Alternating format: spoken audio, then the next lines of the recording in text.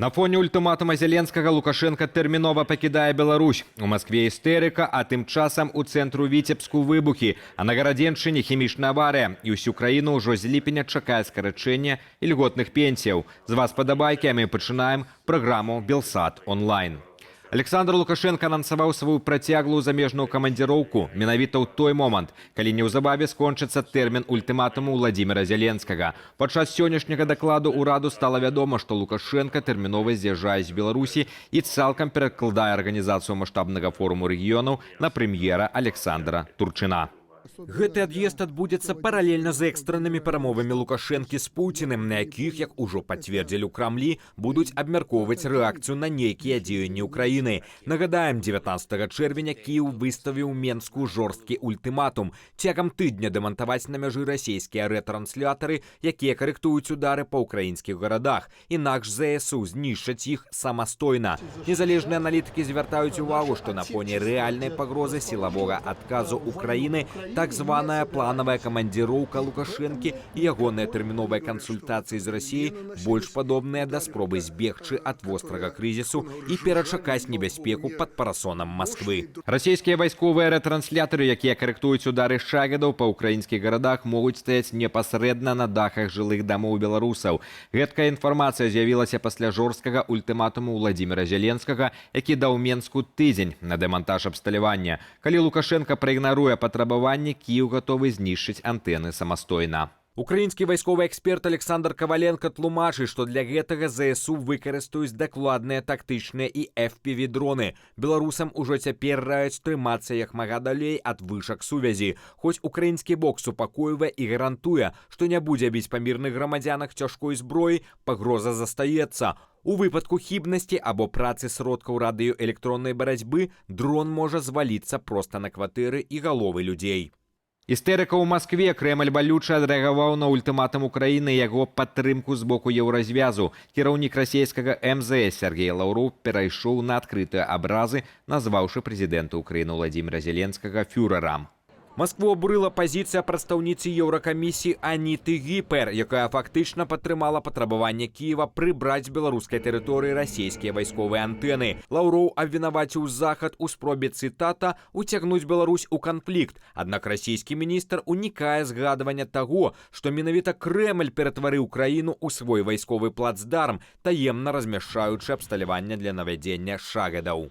Следчы камітэт Расіі супольна з беларускімі калегамі заявіў пра нібыта раскрыццё інцыдэнту з аўтобусам Гомель-Геленджык, які адбыўся 17 чэрвеня ў Бранскай вобласці. Крэмль чакана абвінаваціў ва ўдары беспілотніка украінскі бок. Сярод арганізатараў так званага тэракту расійскія сілавікі назвалі камандуючага сіламі беспілотных сістэмаў Украіны Роберта Броўдзі і кіраўніка вайсковай выведкі Олега Івашчанку. Таксама названыя прозвішчы трох вайскоўцаў, нібыта выканаўцаў, якіх збіраюцца завочна арыштаваць. Адзначым, што ніякіх незалежных доказаў расійскі бок не даў, а Кіеў заўсёды падкрэслівае, што Украіна не атакуе цывільных аб'ектаў.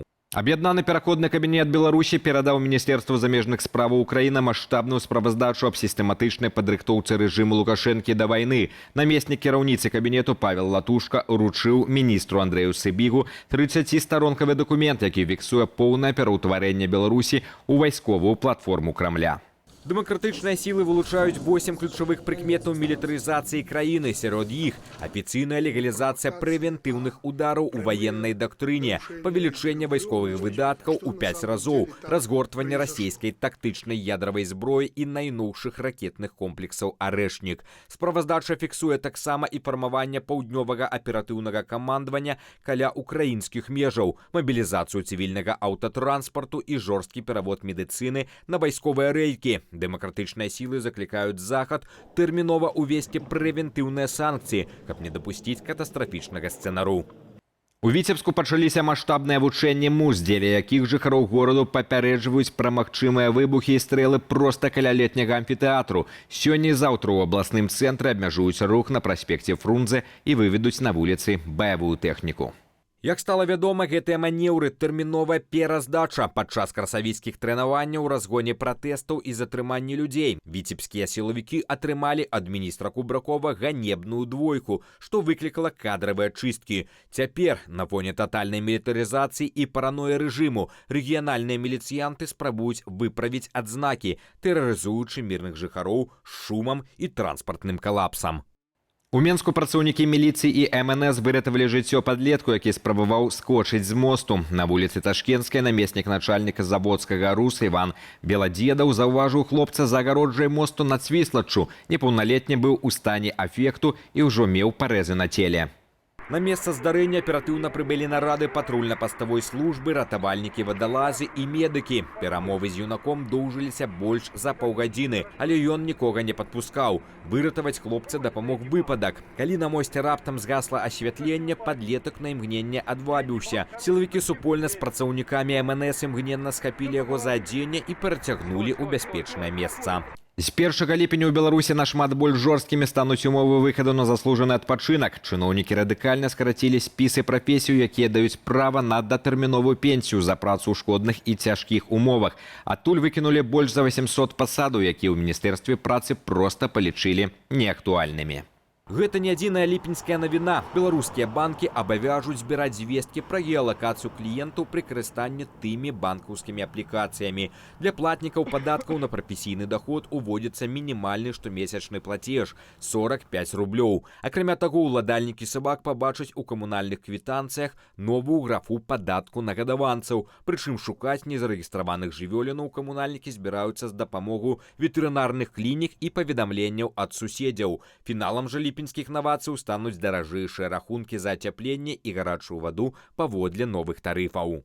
На возеры Нарач адпачывальнікі заўважылі незвычайную бірузовую ваду з каляровымі разводамі, кадры з якой хутка разляцеліся па сацыяльных сетках. Навукоўцы нарачанскай біястанцыі супакоілі грамадскасць і патлумачылі, што гаворка пра звычайнае прыроднае цвіценне багавіння, якое залежыць ад тэмпературы вады і надвор'я.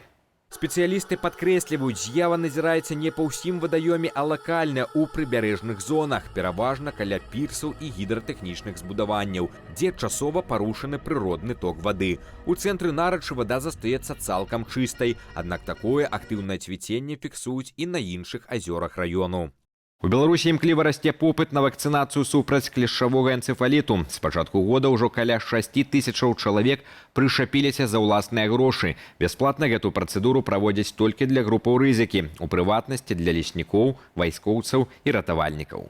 Аднак медыкі разбураюць папулярны міф. Гэтая вакцына абараняе выключна ад энцэфаліту, ад клішчавога барэліёзу або хваробы лайма, якая сустракаецца ў краіне значна часцей, яна не ўратуе. Таму пры выездах у лес ці на лецішча спецыялісты заклікаюць не спадзявацца толькі на укол, а па-ранейшаму карыстацца рэпелентамі і насіць закрытае светлае адзенне.